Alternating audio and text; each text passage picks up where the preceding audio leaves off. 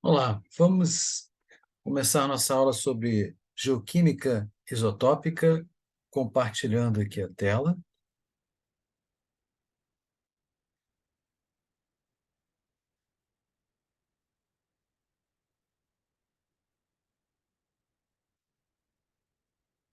Então, nós estamos aqui com os isótopos estáveis, são aqueles que efetivamente não são gerados por decaimento radioativo, são isótopos naturais e praticamente quase todos os elementos químicos os possuem. Só que o que nos interessam são os isótopos dos elementos de massa, são os elementos leves, né, de massa atômica menor do que 40, porque o que interessa para nós é que a proporção entre os isótopos daquele elemento presente na nossa amostra, ela possa ser utilizada como um traçador isotópico, porque esses isótopos mais leves, de elementos de massa mais leves, eles são fracionados, e, né, sua proporção isotópica é modificada por processos físicos e alguns processos orgânicos. Né? Para massas acima de 40, até existe isso, mas não é detectável. E os isótopos mais comuns são dos de hidrogênio, mais utilizados, né? São de hidrogênio, carbono, nitrogênio, oxigênio e enxofre, né? Que são presentes em rochas e minerais, e eles estão presentes, na verdade, em fluidos, né? Eles têm uma capacidade de estar presente em gases e em certos compostos que estão em solução, né? Dentro desses fluidos, em estado crítico ou supercrítico. E aí a gente pode utilizá-los para procurar fontes desses fluidos, a temperatura original que eles passaram, e processos de difusão no estado sólido ou líquido e mecanismos de reação. O que é analisado, o que é feito em termos analíticos é que se utilizem em isótopos estáveis os espectrômetros de fonte gasosa, porque o que se analisa são os gases de hidrogênio e o CO2 principalmente, e o SO2. Vamos começar aí pelo oxigênio. O oxigênio tem uma abundância isotópica predominante do oxigênio 16, né, e uma pequena parte do oxigênio 18, né, que é o que, então, a razão que vai nos interessar vai ser oxigênio 16 pelo 18, 18 aí no denominador. Não, desculpa, aqui nesse caso, das nossas amostras é o 18 no numerador. E aí o que acontece? Nós vamos ter uma notação que é o delta oxigênio 18, que é muito parecida com o epsilon que a gente usou para o neodímio, que é uma proporção entre a sua amostra, entre uma razão entre a sua amostra e o padrão, né? E se a sua amostra tiver uma razão igual ao padrão, vai ser zero, né? Se ela for essa fração, desculpa, se essa fração for igual ao padrão, essa razão vai ser 1. Se ela for maior do que o do padrão, vai ser maior do que 1. E se for menor, menor do que 1. Só que você coloca ali naquela equação o menos 1, deixa eu botar o meu apontador aqui para ter uma melhor posição. E aí, como você faz isso, então, na verdade, os seus valores vão ser zero, se você tiver no padrão, vão ser maiores do que 1, positivos, ou menores do que 1, dependendo da proporção. Como esses valores são muito pequenos, isso é multiplicado por 1000 para você dar um valor inteiro para você, né? E aí tem essas opções. Só lembrando, né, que a gente usa em partes por 1000 no nosso caso aqui, mas lembra o que é concentração? Concentração é o que a sua amostra representa do todo, né? Então, as concentrações são apresentadas em partes por 100, que são percentagens, partes por 1000, partes por milhão, que é o ppm, e partes por bilhão, que é o ppb. Tá?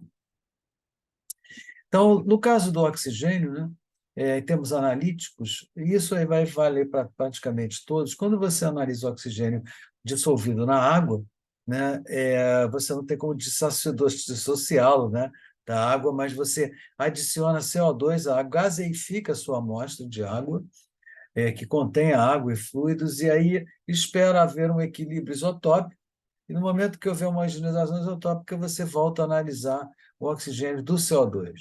No carbonato, você ataca com um ácido para liberar o CO2, E nos silicatos e no óxidos, né, você faz uma fluoretação daqueles minerais e acaba liberando oxigênio, que se combina com o carbono para formar o CO2 e que é medido, então, no espectrômetro de fonte gasosa. O fracionamento do oxigênio 1816 é o mais interessante do conjunto nosso aqui, e que tem um espectro muito grande. Esse fracionamento acontece em todas as passagens, mudanças de fase da água, e quando, por exemplo, no caso aqui do ciclo da água, quando ocorre a evaporação, né, o delta fica negativo porque você tem uma preferência em incorporar na fase vapor o isótopo mais leve. E fica com a fase líquida com o isótopo cada vez mais pesado. Então, cada vez que você evapora a água do mar, por exemplo, que é o padrão zero, você logo torna o seu produto negativo. Cada vez que você for evaporando cada vez mais longe da água do mar, evaporando uma, duas, três vezes, esses valores vão ficando negativos. Quando você condensa numa chuva, você tenta compensar e ele vai ficando positivo, porque aí começa a incorporar oxigênio 18. Né? E aí, nesse balanço, você vai tendo um traçador da história daquela água em relação a seu reservatório original, que era o mar. Né? Olha que bacana. Na cristalização, toda vez que você passa para um estado mais organizado, aí, no caso, é gasoso com líquido. Mas você pode ter líquido para sólido, né? Aí você cristaliza. Aí, quando você cristaliza, você torna também o seu delta positivo, que é uma tendência a incorporar mais o isótopo pesado, que é o oxigênio 18. Olha aí o nosso catálogo de razões isotópicas, né? Para a água do mar é zero, está aqui, ó, né? Para as rochas mais primitivas e mantéricas, as rochas, como estão no estado sólido, estão cheias de cristais e minerais, todo mundo vai para o lado aqui positivo, né? Sendo que o nosso primitivo é o menos positivo, né? Aqui é o manto, por exemplo, vai para valores aí que começam com -6. À medida que você vai diferenciando do manto, você vai cristalizando fundindo, cristalizando cada vez mais, você vai tornando mais negativo. Né? E no caso da evaporação da água meteórica, quanto mais fases de evaporação ela tiver, mais distante ela vai se tornando. E tem até as águas juvenis, que são mais positivas que a água do mar, que são águas que estavam com interação com a fase sólida, estavam lá no manto ou na crosta. Tá bom? Olha que tem um ranking muito bom. O hidrogênio, ele tem uma abundância, claro, o isótopo é o deutério, que é um isótopo de massa 2, que é muito raro. Então, as proporções de hidrogênio as relações são do 1 para o 2, né? Nosso caso é variação de deutério. Também tem a mesma notação que a gente estava falando antes, multiplicada por 1000. E no hidrogênio, o que é utilizado é o gás, né? É, é um processo bem mais difícil de extrair hidrogênio do que, por exemplo, o oxigênio. E aí o hidrogênio tem um ranking muito grande. Agora, repara que o hidrogênio, todo ele é negativo, né? A não ser aqui algumas águas meteóricas, que eu não sei a razão por que de ter essa positividade, todo mundo, até mesmo a parte, os condritos são negativos, morbe, todo mundo é negativo. Então, a brincadeira é quanto mais negativo, mais diferenciado ele tem do original aqui. Ó. E a água meteórica também tem um ranking muito grande. Mas você vê que trabalhar com isótopos de hidrogênio já não é tão fácil quanto de oxigênio. O carbono, né? O padrão nosso é o carbono, o que predomina é o carbono 12, então nós vamos ter razões carbono 12 e 13. Né? O 12 é o leve, o 13 é o pesado. Temos uma anotação delta carbono 13, mesmo parâmetro, mesmo tipo de raciocínio do Epson e do delta do oxigênio. E nós temos os padrões, que não é água do mar, para rocha ígnea, o carbono é um carbonatito, e um padrão 18, que é o calcário marinho. Esses caras vão ter os Epson 0. As medidas em gás também são as mesmas, o mesmo procedimento analítico do oxigênio, é tudo em CO2 que a gente mede. E os valores aqui, agora, reparem que para rochas, são restritos. Ó.